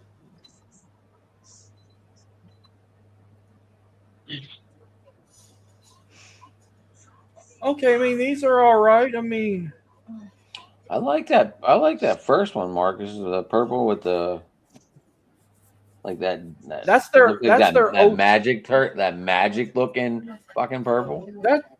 That looks like their original uniform. The one I'm looking at, it's black and it's got like purple outlines around the collar with black. And now I do see the Crown Royal jerseys where they're purple and the numbers are gold. But I like this. I like this black jersey that's like the numbers are white, outlined in purple, and then around the collar it's like black and purple stripes. That must be new. I don't remember. And even the little Baltimore seal is black and purple on the sleeve. Rav knows what I'm talking about. And then Yes, on sir. the Crown Royal jerseys, I call it, the patch is gold. That old traditional gold. Now I wish the names would have been gold, but the names are white and the numbers are gold. I can't dig that. They should have made the letters gold too.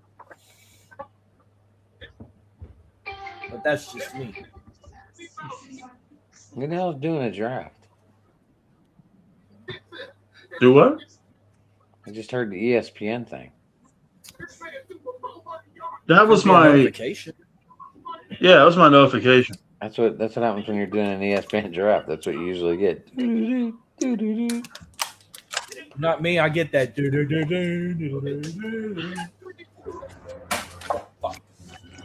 Oh, here we go. I love this.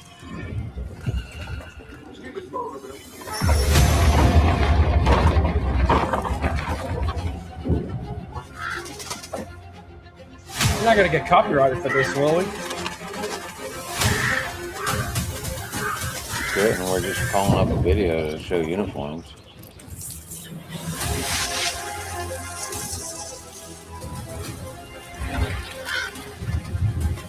Does this say like a raven in the back? Yeah. Underneath the.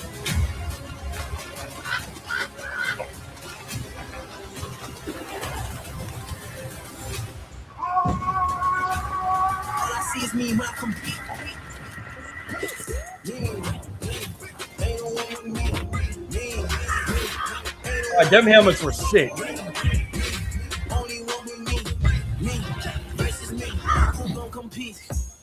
Watch their reactions. I ain't even buzz. I don't care about no distraction. I like the raven wings around the neck. That's pretty good. That's pretty good. That's what I was talking about. Ooh, that black chrome was sick.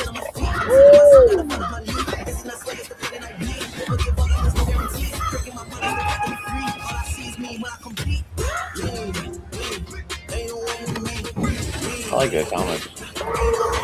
Oh, them black alternate helmets are the fucking shit. Hey, Rob, this is probably the most praise I'll give your team all year, all right? Them helmets are fucking clean. The black on black helmets are clean as hell. That'd be a collector's item. Like, I'd get a mini helmet of that, and I'm not even a Ravens fan. And you mentioned music, so now this channel, Driving to the Top, can use Epidemic Sound for their music as well. So you definitely can use that. That's definitely been clear. Okay, so I've actually did some research on my channel. I've never been flagged or nothing. I have green checks by shit I was copyrighted, so I have a fucking license to like convert shit, but I don't get why it still shows under my YouTube channel when I got thumbs up to, and I got thumbs up for it. Too. Do you have a license from Epidemic Sound or somebody else where you license the music because you have to license the music? I have a license from Audifab. I convert because from whatever Audifab. you use, you actually have to license like YouTube, Facebook, and I think it's like you have to license it. A lot of stuff like Twitter, Rumble, and stuff like that, you don't need a license with that. So it's free to use on a lot of those platforms as well. Well, see, my last show, I didn't play no clips, nothing, just to see where it's coming from. I did get a thing Well, I didn't get no alerts or nothing. It just showed copyright. That intro I got from Evan, supposedly that was a rap song from somebody. I don't know where Evan got it from, but that's when I started saying, okay, fuck this, I'm going to go all AI. You know, get copyrighted from AI if you made it yourself. So I just got a I thing don't on know my that phone. I just got a thing on my phone that says the Browns are looking to trade back from the 6th spot. Would that be too low to trade 2 picks like Dallas? Would that be too low? Or is two trade Well, they two put them picks at not- 12 and 20. Right, but Put them at 12 and 20. would you need a top 2 pick, 2 or 1 for them 2 picks? No, the draft calculator says you can't. That's too high. The For draft calculator says that those 2 picks would go as high as 5. so if you 6 put would them be both right together. there. Yeah. Was that too much that the Bengals gave up for Dexter Lawrence? The number 10. Would you have done that? They I would have needed wanted a they whole needed lot a longer lineman. extension than but I would have wanted a whole lot longer extension than 1 year. They only signed him for 1 year. 1 more year. They got him this year and 1 more year. That's it. That's a lot of money. That's a lot of that just seemed like a little rich from my blood, from me. Yeah, that's what I'm saying. I wouldn't have done it for the number. Now for a 2, yeah, I'd have done that, but not for the number 10 overall. No. They might have a wink, wink, nod, nod. You know, just lower the cap space, whatever. I don't know the capology there, but like that could be true too. It seems like a lot to give up a guy for 1 year deal that you signed up for. I mean, you don't even have him, so you can't sign him, and then next year you're going in the draft still looking for a D tackle. In no specific order, can we name the top 10 safeties drafted since 2000 in the top 10? Say it again. Top 10 safeties drafted in the top 10 since 2000. There's 10 of them. 2010? Was Kyle Hamilton drafted in the top 10? No, he was like 14 or 15, right in front of the Steelers. Right? What about Sean Taylor? He is one of them.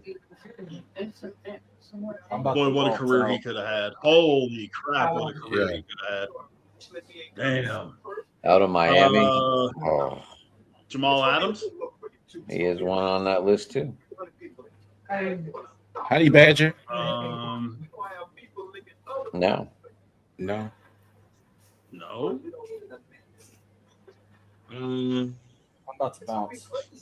How about How about 2 UT boys, Eric Berry and Michael Huff? Those are 2 on that list. Yeah. That's pretty good. Michael Huff was terrible for the Ravens. He was. The Raiders are not very good with their first picks. Uh, And if you ask me, Mendoza is going to be on that list soon for not good picks. he was okay. I don't know if he'd be on this list. Roy Williams? He was on there. Okay. So what do we got? 1, 2, 3, 4, 5. We need. I have no idea. I don't know.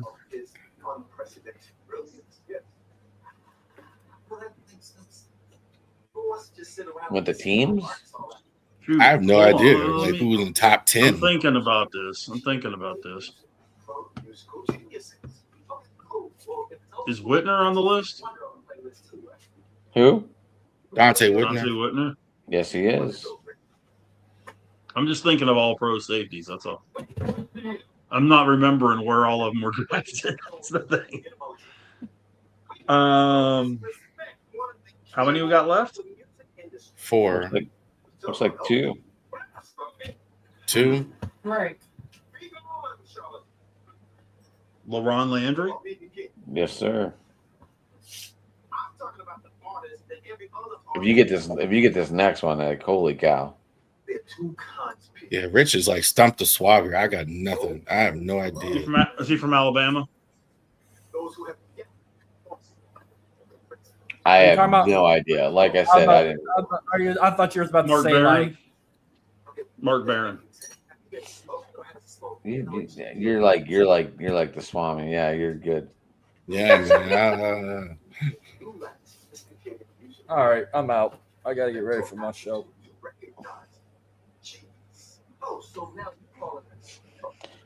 Marcus, you want to tell Have a good everybody show, man. before you go? Oh yeah, at 30 South ENT _ on X. Follow me on Facebook, Instagram. Subscribe to the YouTube channel, and big thank you to everyone who 500 YouTube subscribers for Driving to the Top Productions. Yeah, definitely. Applause to y'all. Thank y'all for give y'all the shit every day. Absolutely. And now let's get to 1,000. And so again, this is what I got this week. I got in half an hour. I got On the Go Tuesday edition because tomorrow night I'm gonna be on Macapalooza with Jeremy, and it's either Huddle Sports or KCB Network, one or the other, on his show, his network, his show. And sometime this week, Rich and I back on the air for Cajun Turnbuckle to recap WrestleMania. That's what I got this week. We probably go Saturday, probably. Yeah, and it don't have to be early this time. And remember, he'll be there all summer.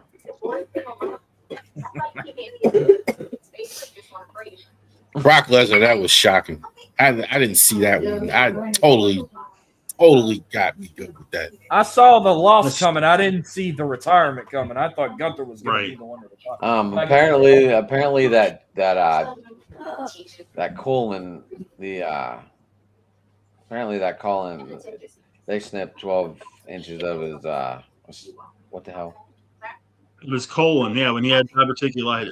Yeah. Yeah, and they said he probably wouldn't even made it to, I know SummerSlam's in Minnesota. They said he probably wouldn't even made it as a wrestler to that event. Because he was crying on the way down. Like when Obi picked him up, he was already crying before watching this. Yeah, that's why he was like, man. So yeah. Well, you know what? I think this has something to do with TKO taking over now. If Triple H was still running the show, we'd have got one more match at SummerSlam. But I think this is a TKO decision. Yeah, I really, Marcus and I were both talking about that we figured it was going to be Gunther take him out at SummerSlam. This is his decision, I think, guys. I think this is exactly what he would do. He would not want a retirement tour. He doesn't like all that. This is exactly that. This totally smells like something Lesnar himself would decide. He probably told him to kick rocks with all that. I saw something else today that they said, by the way, Gunther just pounds on the back and where he punches and stuff, it would have broken Lesnar down even more and possibly put him in worse fucking health. And then that could be true. For the lovers and the haters, tomorrow night, the Hogan Netflix documentary drops, and I can't wait to watch it. You know, they said he lost almost 6 to 7 inches of vertebrae because he did the leg drops. You're asking. That's a rich. He compressed. Yeah, he compressed. Yeah. But by the way, A&E's got this thing coming out. The Curse of the Von Erichs. Okay. I can't wait for that. Speaking for myself and a lot of the other people that were around most of the time when that stuff was going on, 80% of it's bullshit. I've seen the previews for it. 80% of it is 100% bullshit, as I use a Yogi Berra-ism. Yeah, there will be some factual stuff in there, but there's also some stuff in there that just is not true. Did you watch the Iron Claw? Did you watch the Iron Claw? Yeah. Again, there were parts of it that were fine, but a large chunk of it was inaccurate. It wasn't bullshit. It was inaccurate. Some things had a little Hollywood license to it and that kind of stuff. There is a thing called Hollywood Demons that's on, is it A&E or ID or something like that? The first episode of it was on the Von Erichs. What about Vice? And it's the first time that I had seen Kevin's wife actually do an interview about the stuff. Both of Carrie's daughters were on there. I've known Lacey since she was knee high to nothing. Never knew his other daughter, but I knew Lacey for a very long time. Well, he had like a bunch of kids though. He had some sons too, because didn't he have some sons in AEW? No, that's Kevin. Kerry had 2 girls. Oh, Kevin has the boys. Kevin has the Yeah. boys that are wrestling in AEW. I think Kerry Von Erich too is one of the biggest tragedies in terms of a guy who could have been a mega star and just really never happened for a variety of reasons or whatever. I don't know. He got the WWE. Vince didn't really like him for whatever reason. It didn't last there. And I mean, the crowds they were drawing in Texas in the 80s were bigger than WWE even. So Well, it a was little, unbelievable. yeah, but a little inside baseball for you, Rev. Kerry was in a motorcycle wreck that lost his ended up foot. costing him his foot.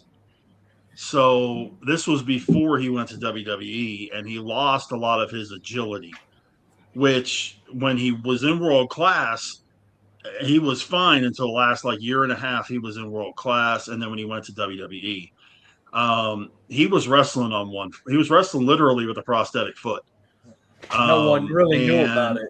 No one really knew about Right, it. very, very few people knew, and the people that knew weren't saying anything.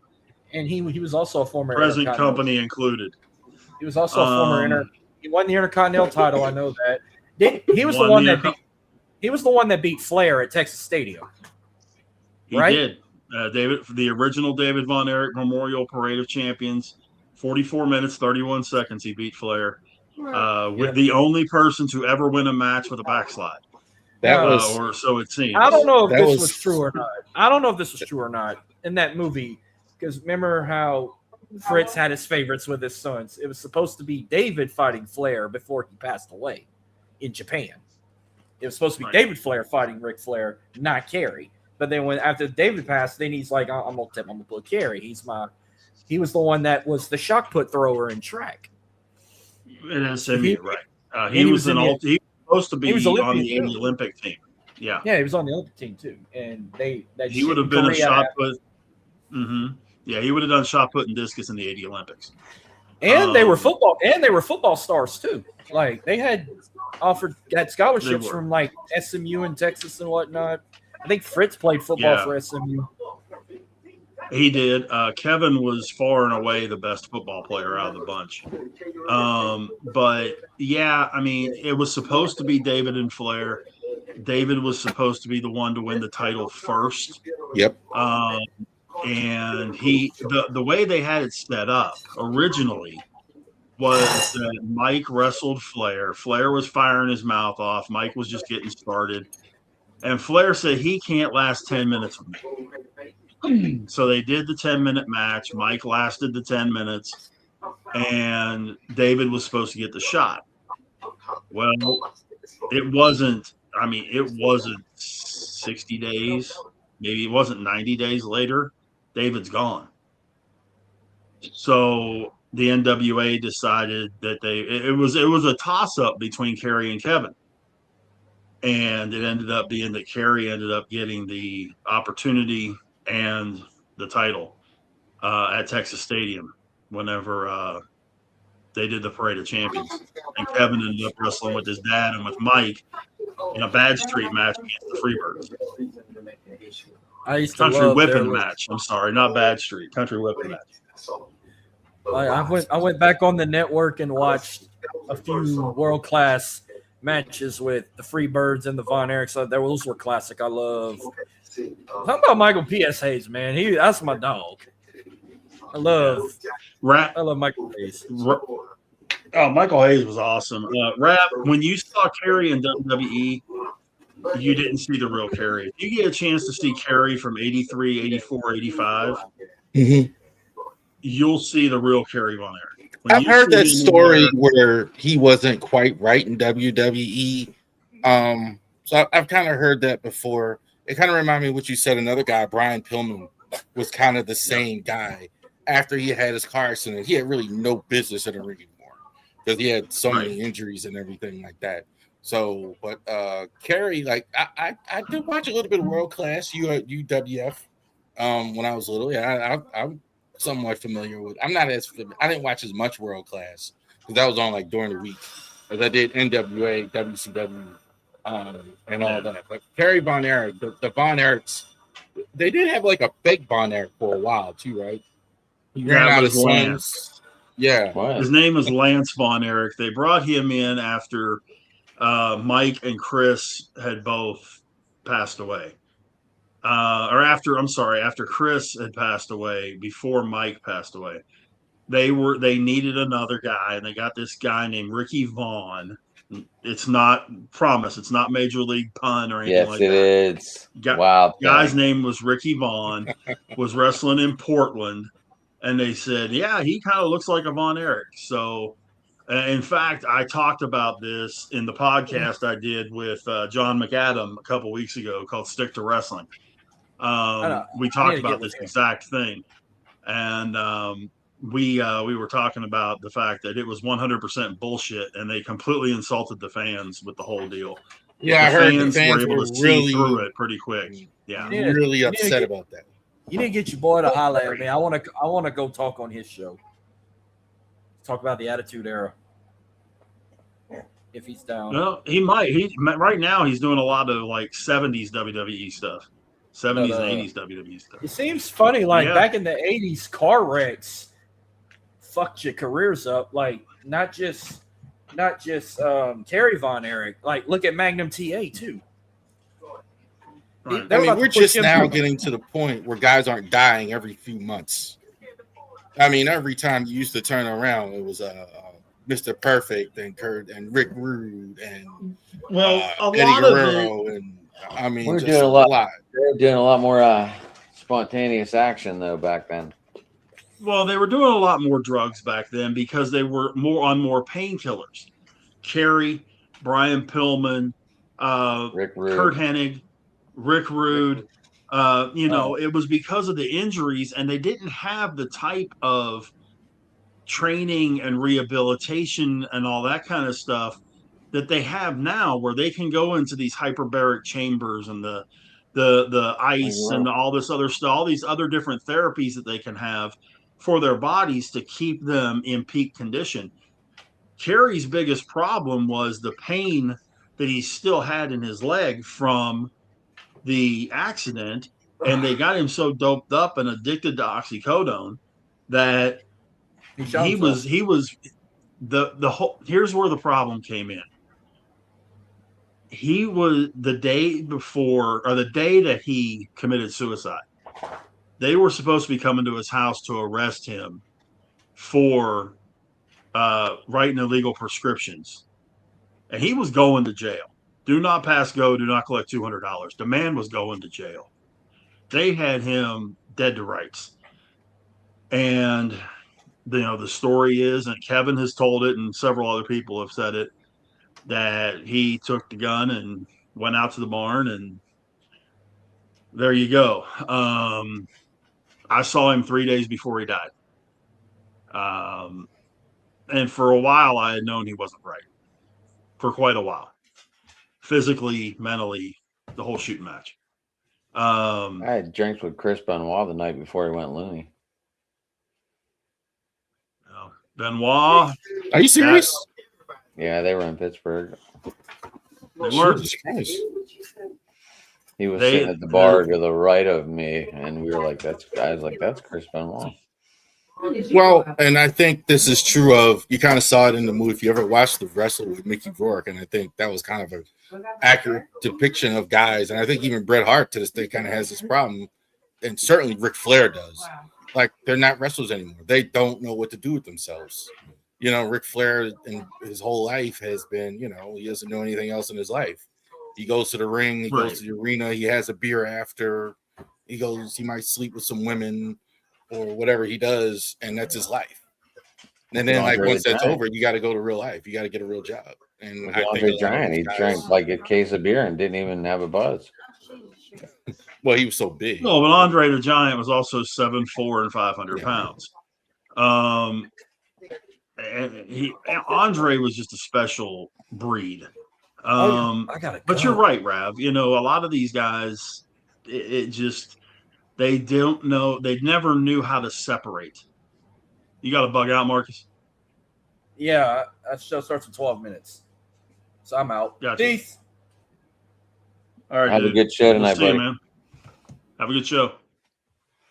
But yeah, a lot of the guys can't separate. You know, there actually is a guy named Richard Fleer that is a dad and a multiple time husband and an uncle and a brother and all that kind of stuff. Nobody ever sees that. You see Ric Flair. You know, Barely even same saw it case with with a lot of Charlotte. those guys. You- Well, but see, in Charlotte, with Charlotte in her personal life, she's Ashley. They know the difference. Which is part of the reason why. And folks out there, if you're listening to this, please, you've heard about it, but please pay attention to this. When you see these folks out and about and see them at airports or see them at a hotel or whatever, using their government name ain't good. It's just not polite, first off. It will get a negative reaction. Use the character name. 95% of these people don't use their government name. John Cena is John Cena. Legit Kurt Angle. name, John Cena. Kurt Angle. Kurt Angle. That's his real name, is Kurt Angle.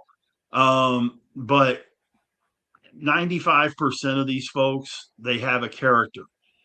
And it's sometimes a part of their name, sure. Yeah. Oh, I can think of one But girl, Mickey James. She used her real name.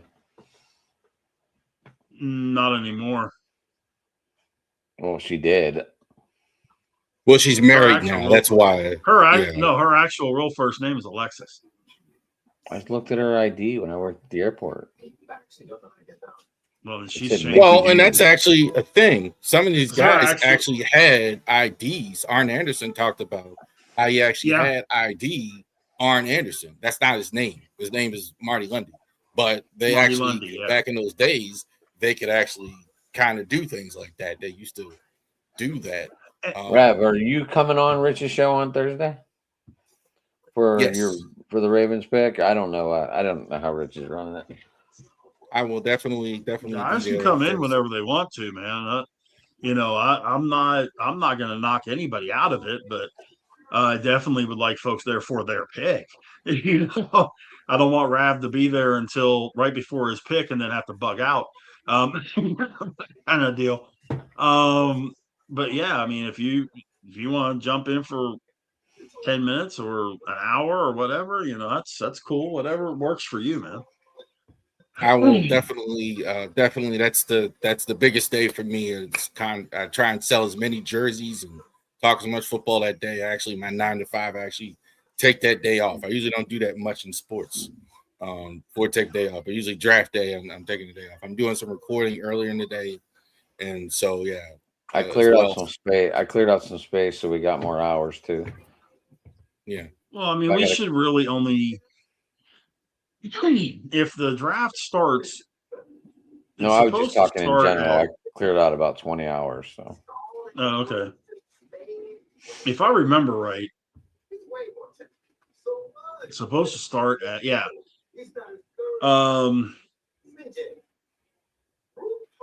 it's supposed to start at 7 Central, 8 Eastern. So if it starts at 7 Central when it's supposed to, it should be done somewhere in the neighborhood of 10:15, 10:30. They are actually shortening the time this year, so that's a factor. Right? So it's no longer 10 minutes in the first round; it's like 8 minutes. So yeah, and it also will depend on trades. Yeah, it used to be 15. Almost done. But also the the number of trades is going to make a difference, because when there's a trade, the clock resets.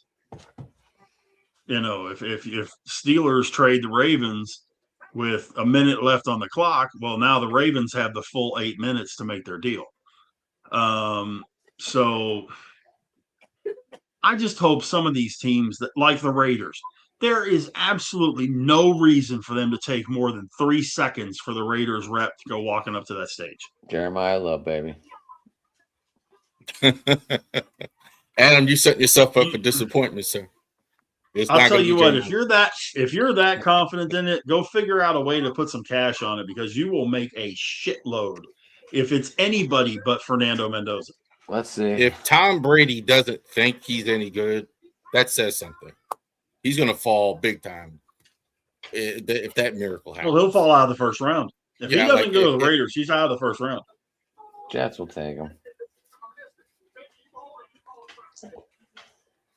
Ravens will take him to back up Lamar.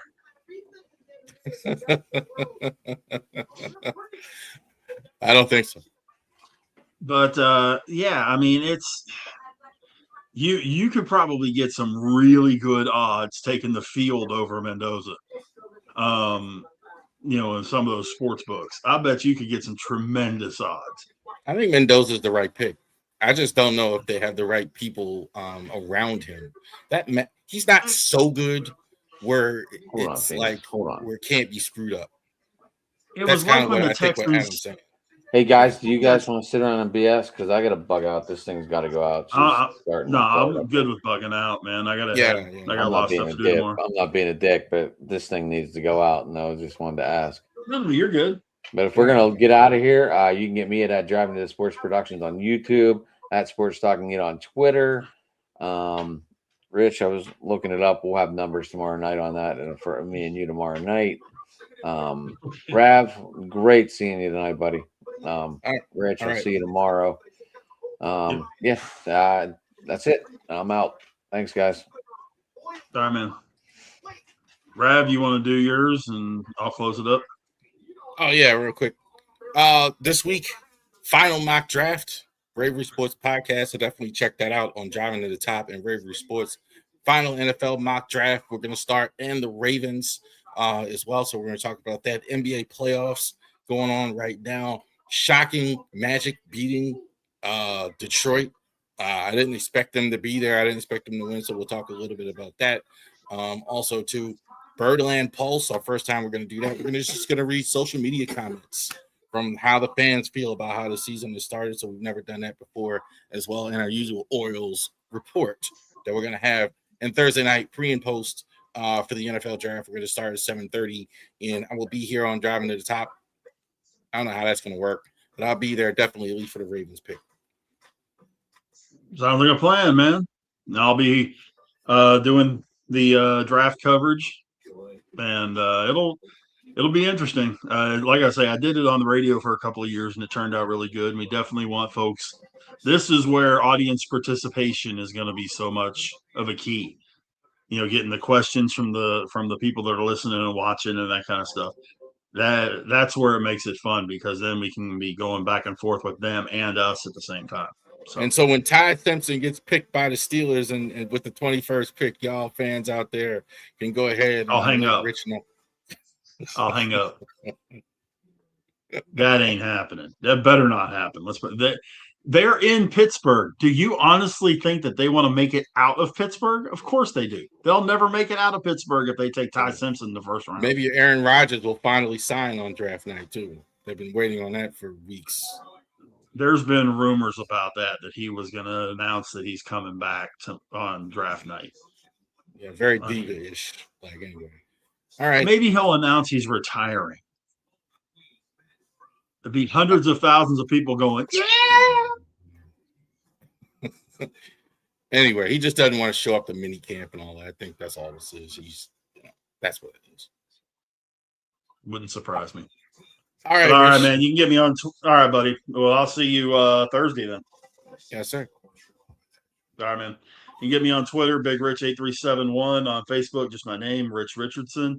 Appreciate everybody that's been a part of the broadcast tonight, and check everybody out tomorrow night with their programs. Haas has his stuff, and we've got ours with Steel City Sports Talk and all the things going on Driving to the Top. Until tomorrow night, my name is Big Rich. So long, everybody.